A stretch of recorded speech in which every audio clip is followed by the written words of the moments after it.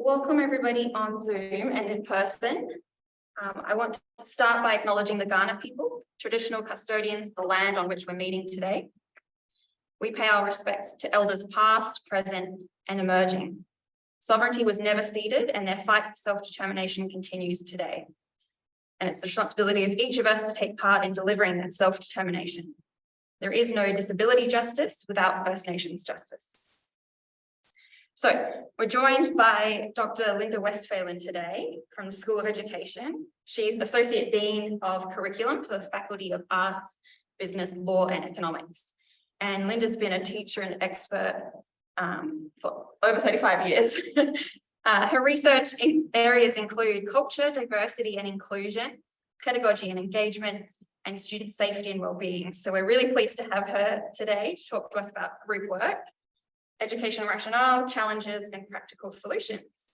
So I'll hand over to you, Linda. Thank you very much for that welcome. I would also like to acknowledge that we are on Kaurna land today and to reinforce that without sovereignty and heritage respected in this country, there's really no sovereignty and heritage for anyone. So all of that inclusion needs to be part of the baseline of how we think about how social systems work, including education systems.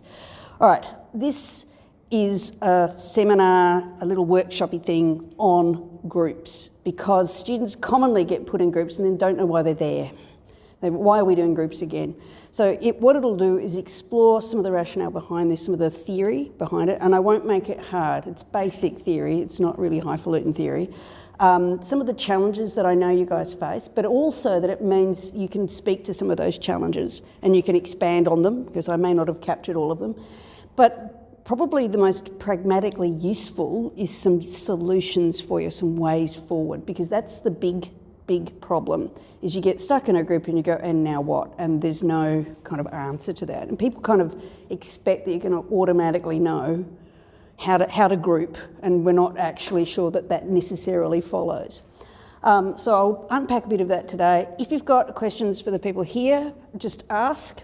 Stick your hand up and ask. You can interrupt me at any time.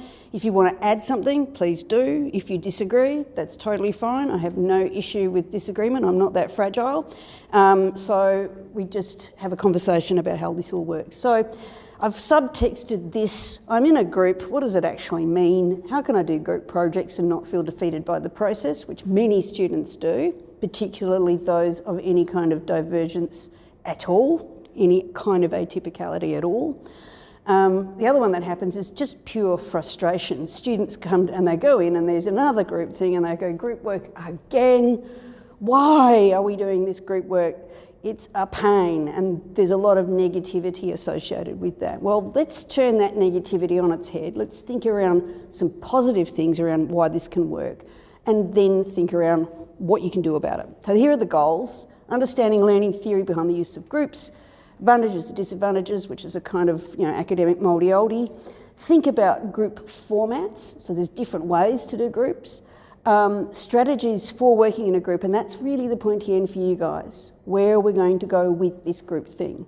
Plan for your group's well-being, and that's, I cannot emphasise enough, what we want to do is not have that negativity around groups. We want to turn it into a positive experience for everyone. And if it's not a positive experience, strategies you can do to actually help yourself get into the group kind of vibe and get some decent academic outcome, because that's basically the big point of being at uni. And also plan for your own wellbeing, because wellbeing's so important, and yet very commonly left off of people's agenda when it comes to academic progress at the university, but also people's inclusion and so on. It's sort of not on the table, and it's the big focus becomes the academic outcome, but not the human being. And I'm one of those people that thinks it actually should be the other way around. We should be focusing on the human being first and worrying about the academic outcome, probably second, third, fifth, depending on what is going on. All right, this is something I wanted to just bring to your attention importantly. If you have a condition, and it's anything, all right, it could be mobility, it could be a mental health issue, it could be anything, that means working in a group is a particular challenge. And I'm thinking people who have autism spectrum condition, that can be a particular challenge because of the uncertainties that involve with working with other people and the assumption of a social interaction, which is what groups do. That can be very challenging for people on the spectrum. So what we've got to do is work out ways that that inclusion can still happen. They feel fulfilled and respected and useful to the group, and they've got some certainty around what they're supposed to be doing. So that's main things. But be proactive, please, in your interactions with tutors and lecturers that are running your courses and programs. So if you've got a condition, take advantage of all of the university supports that are here.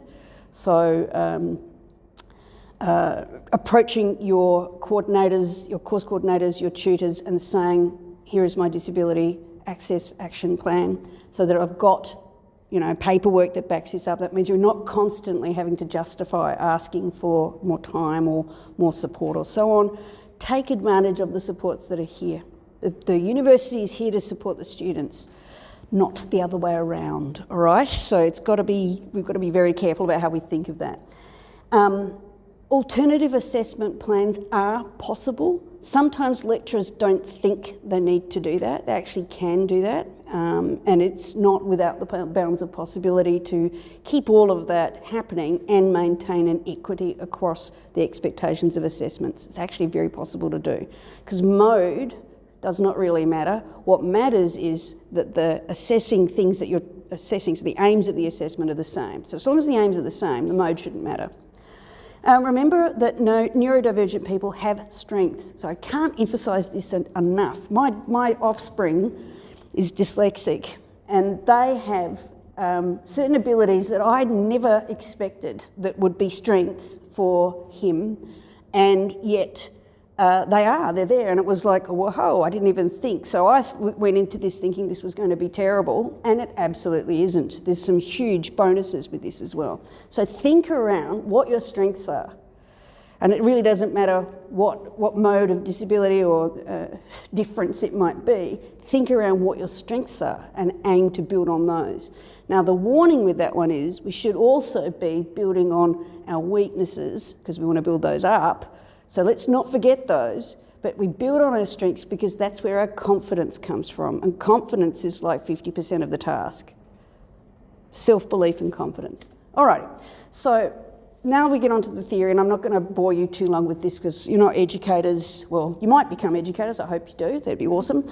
But you can kind of dive into this rabbit hole and never come out again. So let's just be a little bit careful with this one.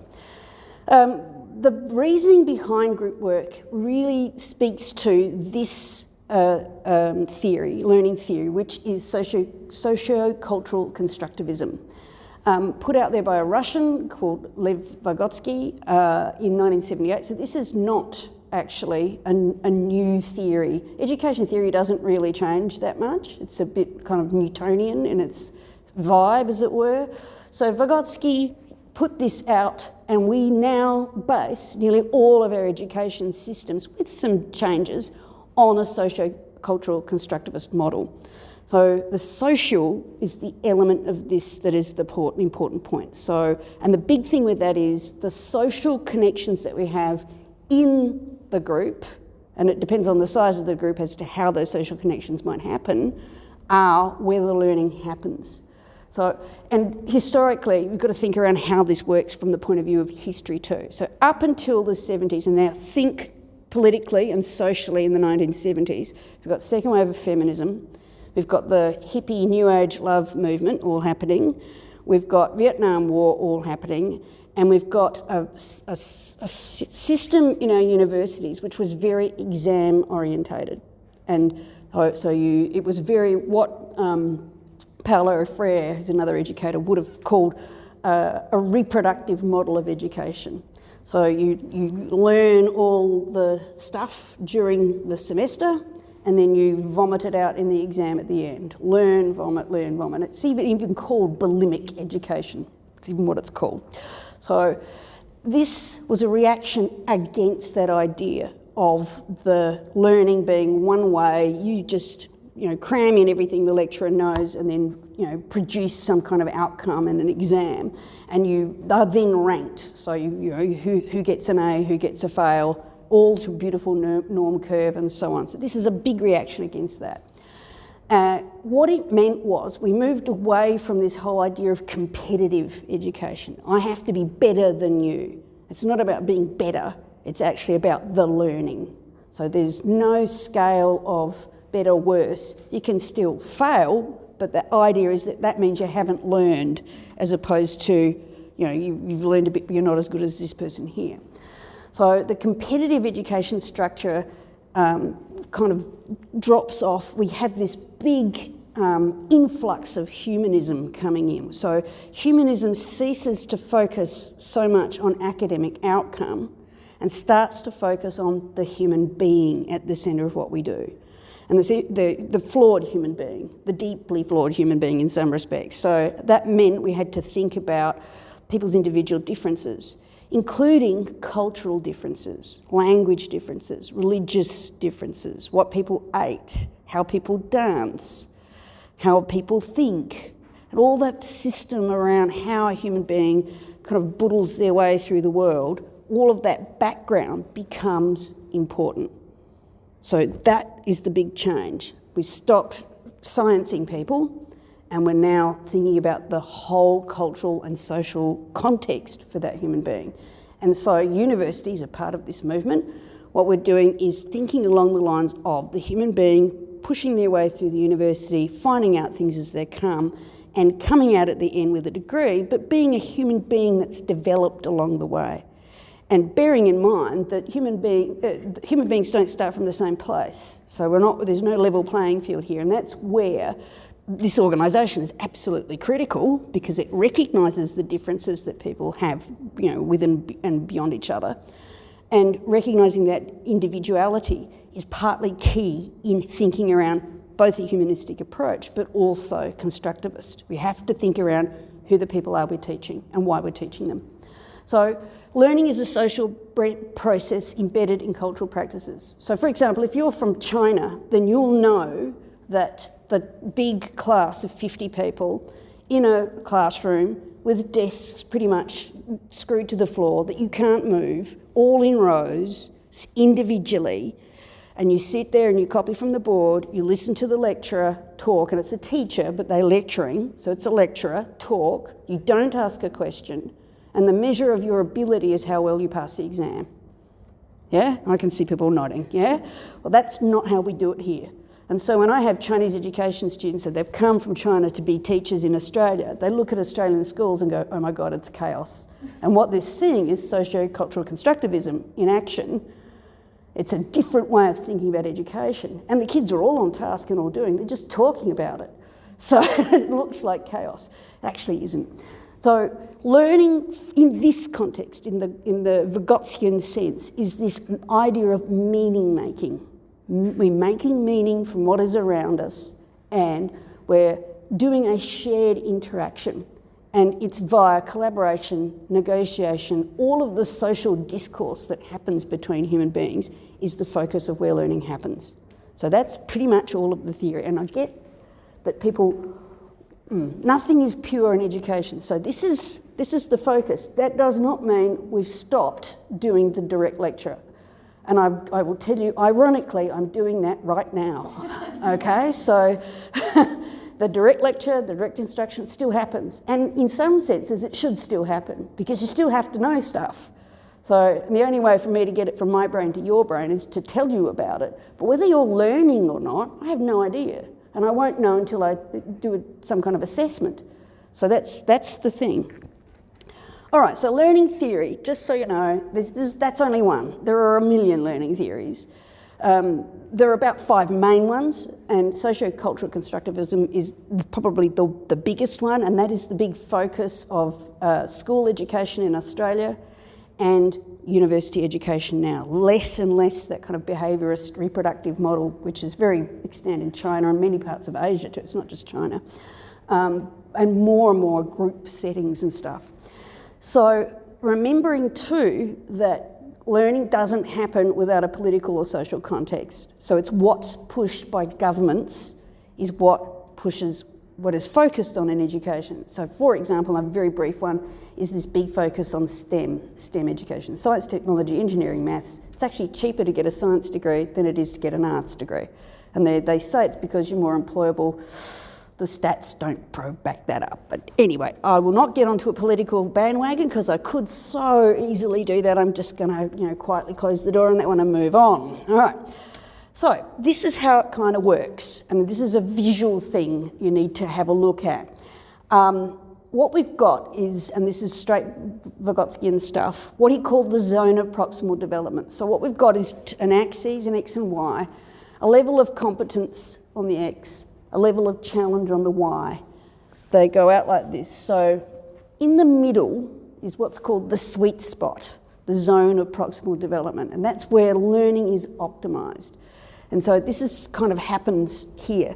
If you've got a low level of competence, but a high level of challenge, then you're probably going to be quite freaked out, right? So your competence is low, but there's a huge challenge and you are going, absolutely, how am I going to do this? And just, scaring yourself.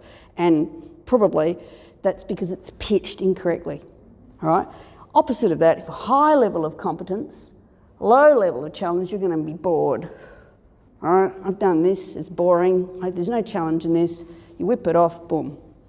The sweet spot, the zone of proximal development, is where the learner is achieving, and you've got that kind of sense of flow, and the sense of flow comes from an interaction that you have with a peer. But it might be a mentor, but it might be a peer. And generally it's a peer. So this is what the learner can achieve with a little bit of assistance. And the little bit of assistance very commonly is a social interaction. Might be with the teacher, might be with the peer.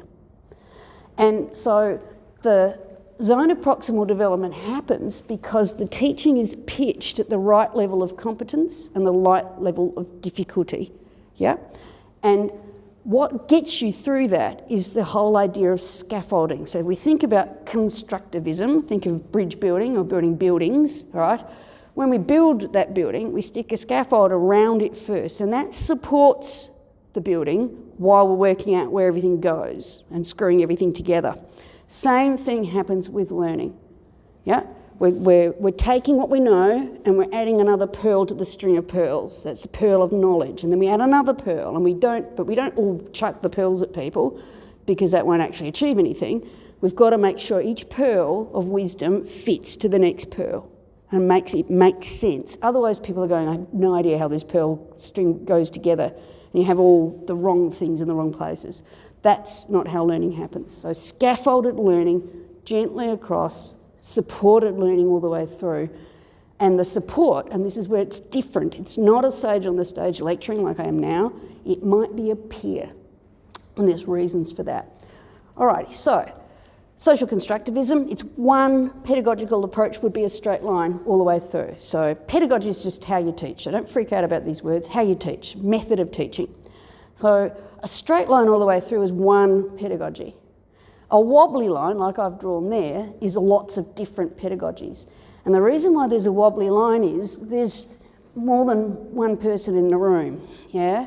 Everybody's zone of proximal development is slightly different. There's overlap, but for a lot of people it's slightly different. So that means for me to teach a group of people effectively, I've got to change my pedagogy to pull up the people who struggle and to extend the people who are excelling. Now, please note, if you're excelling, you need to be extended. You are not auxiliary teaching support for the people who are struggling. Okay? If you're excelling, you have a right to be there to learn, not to teach and not to sort of push people through. That does not mean you actually sort of disestablish any responsibility for your social peers. If it's a social interactions that are expected, then you should still be interacting socially with your group. So we're pulling up from the bottom, we're supporting further up the people who excel. And that's why different pedagogies are actually better than just doing the one thing over and over again. Apart from anything else, you get bored. So if I stood here and lectured and all I did was lecture for 12 weeks straight on end, an hour a week, right? You're ready to go, oh my God, I just want to hide under the table because this is really, really dull. If I lecture, but then I say, okay, now I'm going to ask a question. Get in groups and do, right? Now you're not in that listening only mode, you're starting to get into more cognitive thinking processes, you're sharing ideas, you're talking and so on. So the more senses we're appealing to, the better the outcome usually is. So if you mix up the pedagogy, then what happens is we get better learning because we're appealing to more people, yeah? It makes sense when you unpack it. Okay, the trouble is, as I said, the ZPD is different. Everyone's doing the same assignment, but everyone approaches it slightly differently because no brain is exactly the same as another brain, not even in identical twins. So the teacher needs to scaffold the support across. They need to actually help the students that are less able and push the students who are excelling because they like to be pushed. Sometimes the teacher, though, isn't the best person to do this, and there's a lot of reasons why. These are a few, and you might come up with more. So number one, there's a big power differential. Yeah, I'm the person assessing you. Yes? So some students won't ask a teacher a question because they're too scared to. This is the big scary professor. We're not going to ask them, they'll think I'm an idiot. And that's what goes through people's heads. The problem is, if they don't ask the question, they sit in ignorance, and this is not a good idea. If they nudge their neighbour and go, so what did Linda mean by, and they get that question and they get an answer, then, relieved now, I don't have to ask the big scary lecturer, I can actually ask my mate. Very easy one to do. If the teacher is distant or unapproachable or arrogant or, pick on this, and they're academics at universities, so you can, odds on bets that even a few of them are going to be like this, okay, then the scaffolding is going to be even harder. It's harder to ask a question of someone you don't feel that you can because they're just too, highfalutin and out there.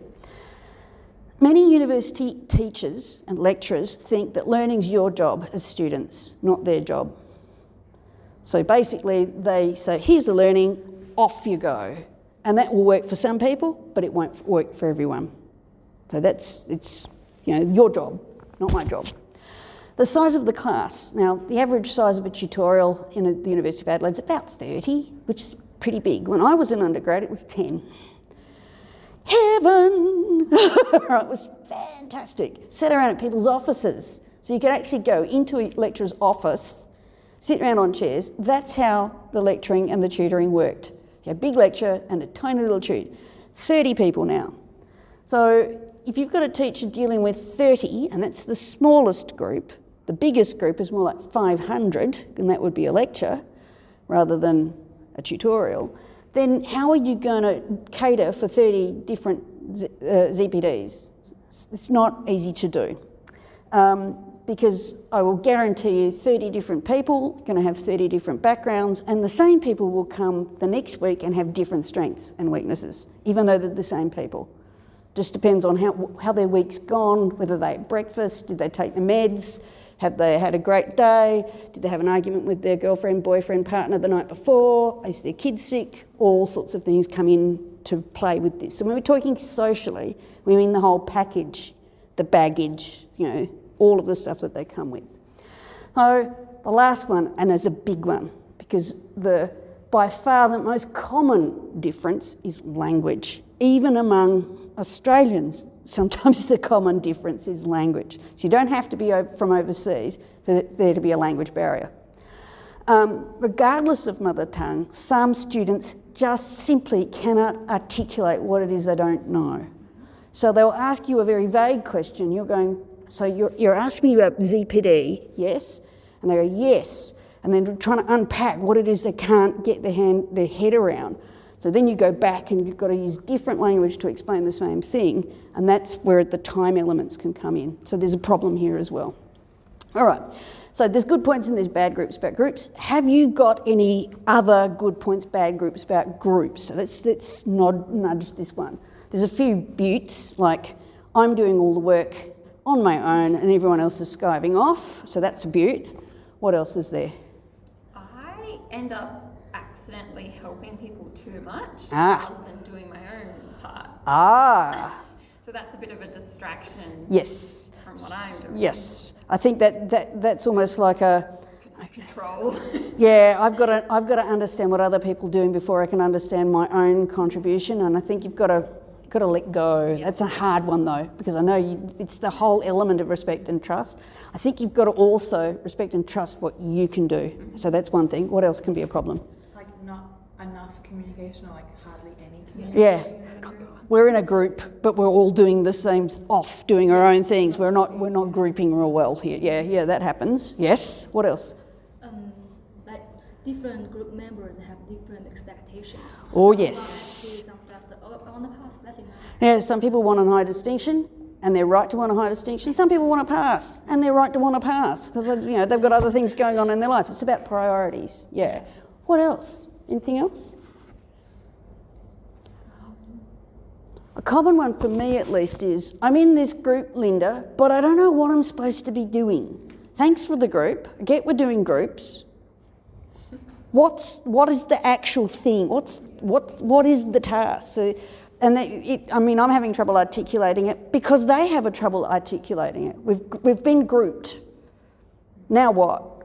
Yeah. So there's a complete kind of mismatch between a lecturer expectation of what's going to happen in a group and the student expectation of what's going to happen in a group. And you get a lot of "and now what" type questions. Yeah. So that one's a good one. What are the strengths of groups? Well, that's usually where I meet people. That's where I find actual community, because the rest of the time I'm just in the lecture. I don't know people. You find friends. Yeah. Universities are actually pretty lonely places. That's why there's such a big focus on clubs and stuff for students, because that's where you get the social element. When you're studying, it's you on your own, in the library, in a booth, even with your headsets on, even if you're Zooming, it's still your body by yourself, slogging away. Got to have this done, got to review this lecture, got to get this assignment done. So it's lonely. So one way around that is to foster some group interactions as part of the learning, and with all of the Vygotskian justification as to why, all right? Remembering that the best teacher is not always the teacher. Sometimes it's a peer. All right, so here's some that I came up with. Social interactions build friendships, which we ticked straight away. Working together clarifies the problem or the issue. Don't quite get the question. What do we understand as a group this question might mean? Dividing the problem means greater depth of understanding, possibly. Workload is spread, ideally. All right, well, we're being rose-coloured glasses a little bit here, but that's okay. All right, bad impacts. So some social interactions aren't positive. So you've ever had the people in the group somebody who's dominated the group, you will do it my way. They're basically being Putin, all right? They're being Putin-esque if they were, all right? You will do it my way.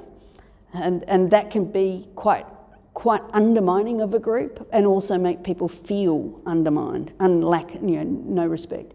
Confusion about the problem or issue. So we've all talked about it, we still can't work it out. Yep. Groups' roles are unclear, so dividing the problem actually creates more problem and confusion, doesn't help. We've divvied it up and we still don't get what it's supposed to do. Uneven contributions of the group. So one person that dominates and wants to take over everything, or one person that hides in the corner, and then when you all get the same mark, they get a distinction having done absolutely nothing. And that's frustrating for the group, and people get grumpy about that. And they're right to get grumpy, because that is actually not fair. So this is what we educators hope.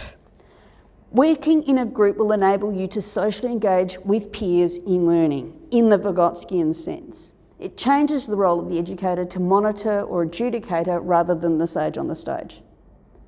So we don't want to be, waffling on up here for 50 minutes every week for 13 weeks. We get bored. And I think, frankly, there's only so much you can teach by lecturing at people. So we've got to actually think around how we're going to do that better. It redistributes tutors' marking loads. So the focus becomes not competitive so much as what have they actually learned. It focuses in on the learning more. So the time goes, people think that tutors put people in groups because it means they don't do as much work. Actually, not true. In my experience, it's the other way around. You spend so much time sorting out group dynamics and making sure people are on the right track that a lot of the workload gets distributed doing that. So it's quite a big thing. A key management issue is the differentiated workloads of some groups, so some group members as well. So what's the outcome and what's your role in the outcome? Group division of labour may depend on the question being asked and if you are assigned roles. With novices, students who come in, particularly international students who've come in, I tend to give people roles in the group because then we've got some certainty and they know what they're supposed to be doing. That doesn't happen from everyone, unfortunately. We want to make sure, though, that what we're doing in the group in terms of the roles and the things that are happening fits the question. If it doesn't fit the question, then we've got to rethink how we're doing group, yeah?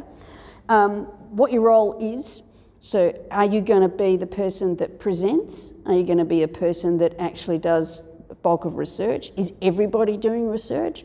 Or is it one person's focus and other people are doing something else with that information? So it's what the roles are, and critically, how your role fits with other roles.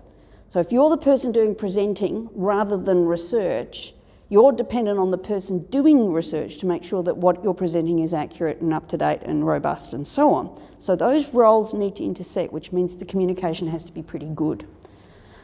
All right, moving on. So if it's down to you, you've got to think about how you're going to divide this load. You can divide up and however your group decides. But the big issue with this is you've got to ensure equity. So people aren't doing exactly the same thing. We don't want people repeating roles. The whole point of this is to try and make it efficient. But at the same time, we've got to make sure that one person's not doing 50% of the work when there's 6 other people in the group, all right? That's actually not good. It's not good for them, and it's actually not good for the other people in the group. So if you don't know what to do, and this is common, all right? A lot of people get into a group and go, and now what? I'm sitting here thinking group, okay, excellent, we're all sitting at the same table. That does not mean group, that just means we're sitting at the same table. What's the role? So one way to do this is De Bono's thinking hats, and it's basic stuff. This is 1985, all right, so we're not talking new, but tried, true, tested. What is the question or problem asked the group to do? And you divide it on the basis of the verbs. So look at the do bit, evaluate, analyse, review, reflect, all of those verbs, unpack those, and then somebody gets a verb each.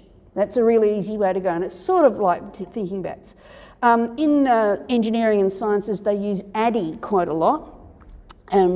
It's a design process, so it's an analysis first, design, development, implementation, and then an evaluation.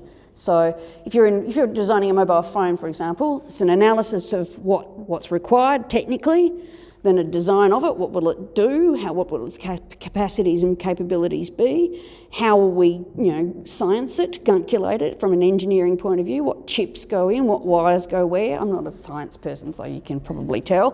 What's the design? The development is create the thing, like make the mobile phone. Implementation is give it to people to try out. Evaluation is, did it work? What worked, what didn't work? It's very straightforward. And so somebody can take a letter, analysis, design, development, implementation, evaluation. You can also do aspects of a topic. So if it was climate change or slavery or sonnets, whatever you want to do, you can unpack in a particular way. So let's do sonnets just briefly, because I'm an English teacher, so it's the one I know best. There are different ways of doing sonnets. There's formal structures, there's less formal structures. There's a Milton sonnet and there's a Shakespeare sonnet, and they're not the same. So it's how you unpack what goes where. What are the rhyme schemes? How do they fit? Because they actually do need to be iambic pentameters. And if you're a Shakespearean sonnet person, then there's a rhyming couplet at the end. So all of these things make sense. And you can actually then go, well, I want you to do Milton, you to do Shakespeare, you to do somebody else, you to do somebody else, and then we all come together at the end. Yeah? And that's one way around it as well. All right, so this is De Bono, 1985, it promised a group structure. Now, De Bono commonly gets used in primary education. Little kids get this, and you actually get coloured hats. You can do stupid things like actually create coloured hats and give kids coloured hats. You don't have to create hats. De Bono actually designed it for executive thinking. in big companies when they had to do some very complicated problem and creative problem solving. So it's designed for something that isn't primary. It's actually high-level thinking. So this is basically it, and it's a really good way to go if you're stuck. You're looking at the group going, I don't know what we're doing, then de bono it. You can also, if you haven't got 6 people, because it assumes that there's 6 people, you pull a couple together. So it might be that your critique and analysis might also involve creating or applying. It might be that your feelings and consideration of the affective mode goes into the identification of benefits and value. Or it might be your benefits and value is also about the problems and the gaps. So you put the 2 together. So just put 2 together that makes logical sense to unpack whatever your problem may be and then do it that way. Yeah? When you do this, by the way, it's a good idea to tell your tutor, your lecturer, that this is what we're doing. We're actually dividing into de Bono's 6 thinking hats, and this is how we've approached the problem. They'll actually like it. All right? Be open about what you did. So impact. So for example, use de Bono's thinking hats to form groups to address this statement. Evaluate the impact of COVID-19. Okay, we've only got 1 verb, so we can't split that around 6 people. So we can then go, all right, and unpack it that way, yeah? Group 2. You could also do this in different ways. So de Bono's only one way you could do. Evaluate the impact of COVID-19. Well, there's going to be things we can find out about that, and there's some things we ain't going to know, and because we haven't got the data yet. Impact of COVID-19. We can look at deaths. We could look at morbidity. We could look at impacts on third world countries. We could look at just at Australia. We could divide it up geographically. There's a million ways you could answer this question. Don't be limited by de Bono is what I'm saying. If you think about a better way to answer the question, then do that. So this is down to now the nitty-gritty of groups. You're in your group, you've got your question, you divide it up. What happens now in terms of functioning as a communicating group together? So the first thing I would do is introduce myself and tell people what my strengths and my weaknesses are. Right? What are my fears? I'm worried that I'm going to get left doing all the work, which is what a lot of people fear. Foster the social interactions. So let's all go and have a coffee, and that's lovely, but let's get work done too. So the social stuff is still important because that's how you build the friendships and the interactions. And that's how you also build trust, respect. So those things are really important. So don't ignore them, but make sure the work gets done. Decide on your group rules. First rule is, how are we going to communicate respectfully with a notion of honesty with this? I feel like I'm doing all the work and everyone else is skiving off. Not a good way to go because it sounds accusatory. He's saying, geez, guys, a lot of workload seems to be coming my way. Can we have a chat about how we can I can sort of divvy this up a little bit because I'm really struggling. Might be a way that you can kind of unpack it a little bit more. Now, I would also have a person as a minute keeper just to keep track of what was decided and send some minutes out. And you can share that role round. Because if Linda Westphalen doesn't turn up to the group one week, and then she doesn't turn up to the group again, and then she doesn't turn up to the group again, then you've got it minuted that Linda Westphalen didn't turn up 3 weeks in a row. So this is where you run it like a meeting. Keep timelines and responsibilities really, really clear. So everyone's clear about what their role is, what they're supposed to do, and they can actually have a little achievement list. So people like lists. They like to know where they're going and what they're doing. Tick it off as it happens. Everyone feels like they're achieving something. And then when you're reporting back, you can say, this is what I achieved this week. I managed to get some research done on this aspect of our question. And so here's the 6 people I've come up with that have a really good take on the impact of COVID-19. Right? So that makes sense. But keep records because the records are useful. That way, if the wheels fall off, you've got evidence you can present to tutor that says you did your bit. You are not responsible for what other people did or didn't do. All right? Record keeping really important. Find a way to communicate. Some people are not comfortable sharing their phone number. So don't do something you're not comfortable doing. If you're happy to do that, then that's fine. Email is probably the best, most positive minimum that you could do. But if you're going to give someone your email, make sure you're actually monitoring your email, because otherwise the communication is going to fall in a hole. Now, I've emailed you 16 times and you haven't responded, even though you said email was the best way to get in contact. Don't forget also that good communication means listening and sometimes changing your opinion or your idea. So you're not going to win every argument, and I wouldn't expect that you would have that expectation that you're going to win every argument. Respectful honesty is a good way to go. So decide what the dynamic is. And the dynamic might be, I'm feeling really anxious about this. I need some help. Can I sit with someone and let's just go with it? Because that's part of the dynamic of how the respectful relationship will go. Now, if the wheels do fall off, and they do, and they might still, even with this, email someone, right? Don't sit around waiting for it to all get to week 13 and nothing's happened because the group's basically fallen in a great big hole. If someone disappears or fails to contribute or dominates the group, or if the dynamic's just bad in there and you're feeling horrible, then tell somebody about it, preferably your tutor or the course coordinator. It's basically their job to know this. If you can provide evidence that you've done your level best to make this group work and there are just people who ain't contributing in some way, that's where your evidence becomes important. Right? So if you've kept records, your minutes, your agenda, all of that stuff is still there, then you're ready to go to the tutor and go, you know what, Linda Westphalen didn't turn up 3 weeks in a row. I've emailed her 62 times. Here are my 62 emails. Can you please do something about this? That's important. Your proaction is actually important. Set interim goals and a final deadline. So waypoints. By this date we have done this, this, this and this. By the next date we've done this, this, this and this, because it usually culminates in one great big project at the end, and you want to see some progress towards that along the way. A good tutor will check how you're going as it goes. Everyone's meeting on this date and I'm going to come around to groups and just see how you're functioning and where you're up to. Yep.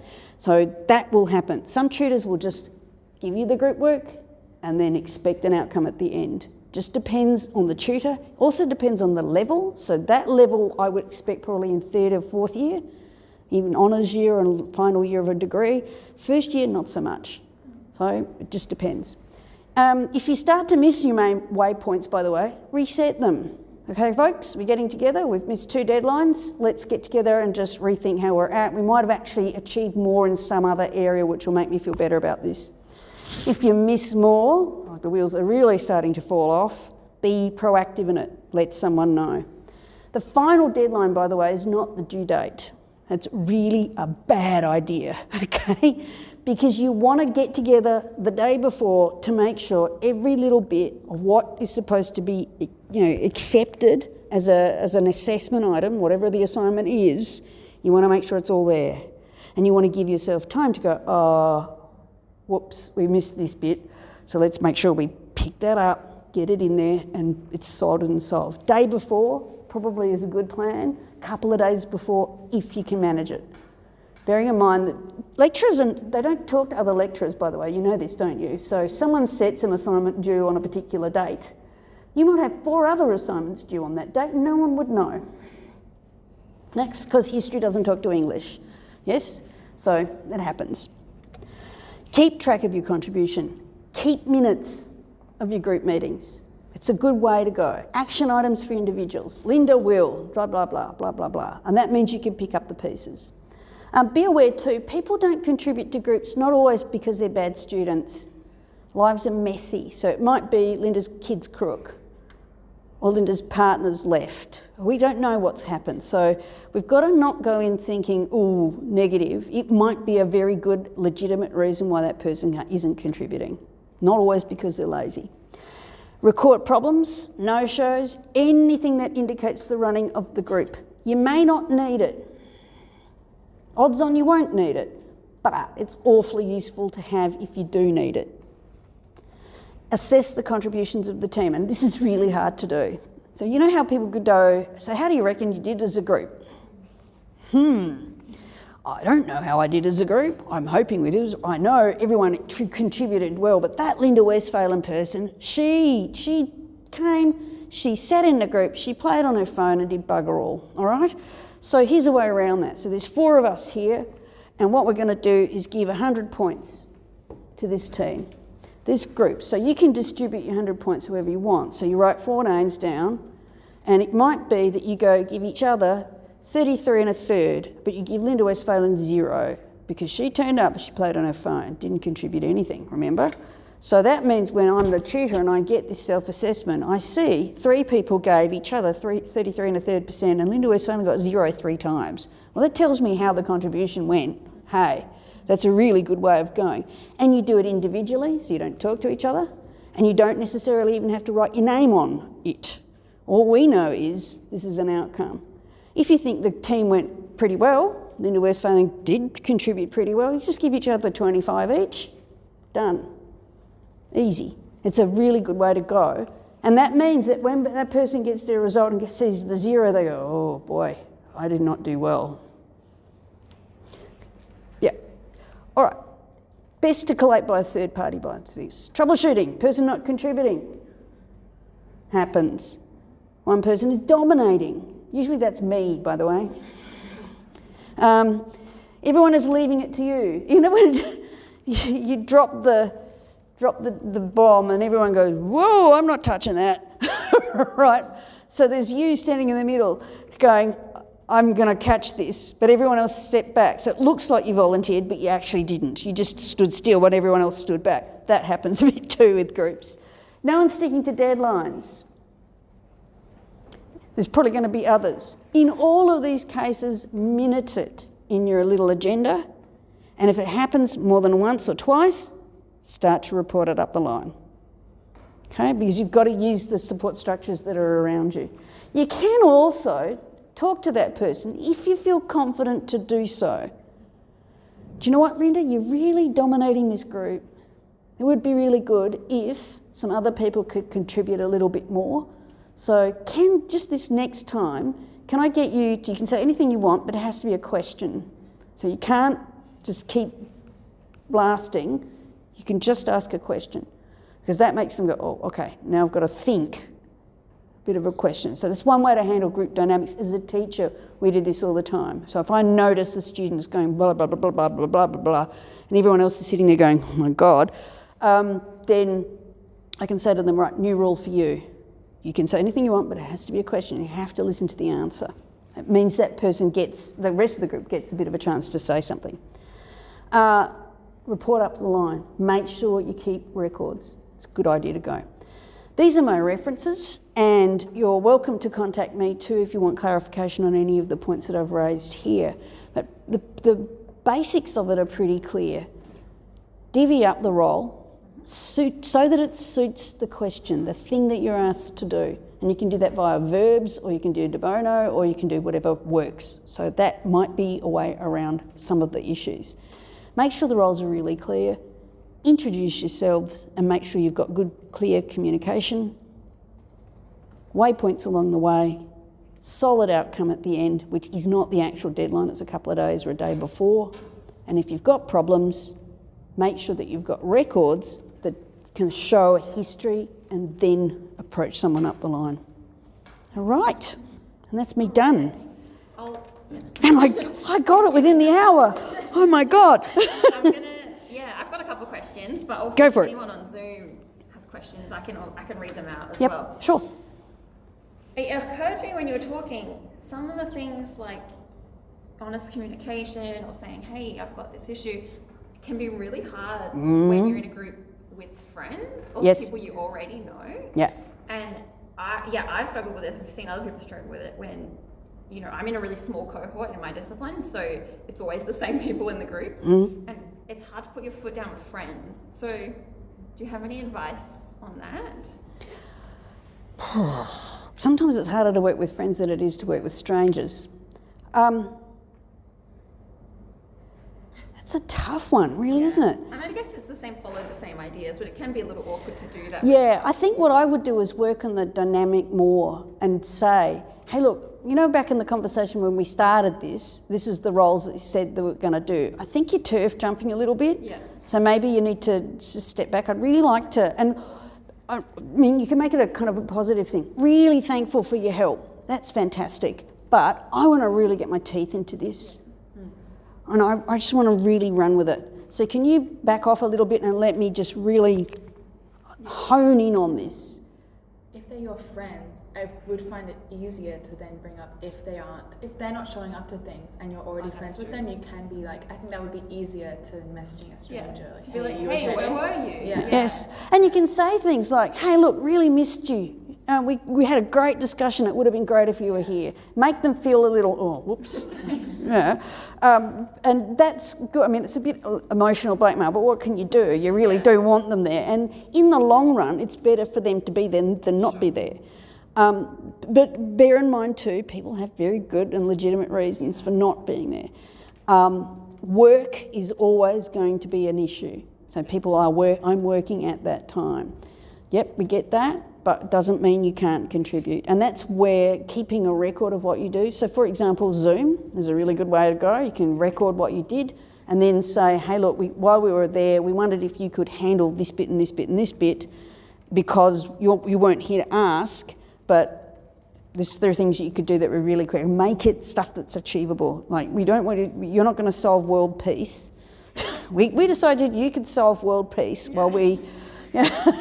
Yeah, no, it's got to be an achievable thing that they can manage. Yeah, that's a good point because, I mean, we do Zoom all the time now. Why wouldn't you just record it and send it to someone? Yeah, record and send it to them. Yep, makes perfect sense. Yep. Any questions? Others? The other one I had was what you're talking about actually is kind of how people do collaborative research once you're actually an academic as well. Absolutely. So I guess all of this kind of thing can continue when you're a... Oh, it doesn't stop. This is how it works in a workplace. So if you're doing an internship or you're in a workplace and you've got group expectations, so you're doing something in marketing or media or whatever, those roundtable conversations you have about the project where you all have a task to then achieve are important. I tell you as an academic here, I'm on a lot of committees. So the record keeping is absolutely critical because part of the issue with that is one meeting starts to merge into another meeting. And what I do in preparation for that is I look at the agenda and go, oh yeah, I remember where we're at. Then I look at the minutes and go, oh, was there anything I needed to do out of this? And I make sure I do this a couple of days before the meeting. So the Thursday, Friday before the Monday, Tuesday, Wednesday is when a lot of that meeting stuff happens. Review and make sure my bits are done. And if I haven't, I've got a couple of days to actually nail some achievements across that line. Well, that could be how you think about your groups as well. So we're meeting on Tuesday. Let's make sure on Thursday, before Tuesday, we're reviewing what we need to do in order to make that meeting on Tuesday meaningful. There's nothing worse than getting there and going, so what have we achieved? Yeah. And people go, nothing. Great meeting. Lovely. Well, that's... So that means you're now starting to think, why didn't they achieve? What was the task too hard? Was it too big? Was it not realistic in terms of outcome? So doing an extensive literature review will not happen in 2 days. Yep. What you want is 5 sources, 5 contemporary sources, and it might be that that's what you do. So we don't want a literature review, we want 5 sources. And they've got to be, and like all university stuff's not from Google Scholar, please, because Google Scholar's deeply flawed. Library on ERIC, all of the nice online databases that you can do. 5 contemporary, robust, peer-reviewed, academic type sources. Yep. That's what you want. And that way the people are going, right, I know exactly what it is I need to achieve. And then it's a question of we all contribute to reading. So we all read one each, and then we say what it was about. And that becomes everyone's contribution. Someone can't read, or they've got a kid crook, or they've got a huge work commitment or big deadline or whatever it is that they've got that's making their group contribution harder. You give them the smallest reading. And then they pick up slack somewhere else. So it doesn't end up being that they're given a breath, and everyone else is sort of carrying this one person. they pick up slack somewhere else, and they've got to be aware of that. Yep. Yeah, that sounds good. Any other questions on the Zoom at all? We did get, Alex said, thanks for insightful advice, and they just had to go before their next class, but that was good. Any questions? I think you gave us a lot to think about and Yeah. plan. I mean, the agenda idea is alone the useful one. Yep. Just do that. And minutes, actually, a lot of our workshops, we bring up taking minutes. So that's sort of a through line through all of our workshops. And it's easy enough to do. Everyone's got access to Box. Yep. Put minutes in Box. People don't like what was in the minutes, then do their own minutes. Yep. This is what I remember. It's slightly different from what you remember, but, you know, all right, well, when we look at the minutes and go, which one would we think is more accurate? And that's helpful. So, or it could be everyone's responsible for a part of the minutes. So you just make it a shared doc and Box, and that way it's all there. Everyone can see it's completely open, and that's your respectful honesty happening across the line as well.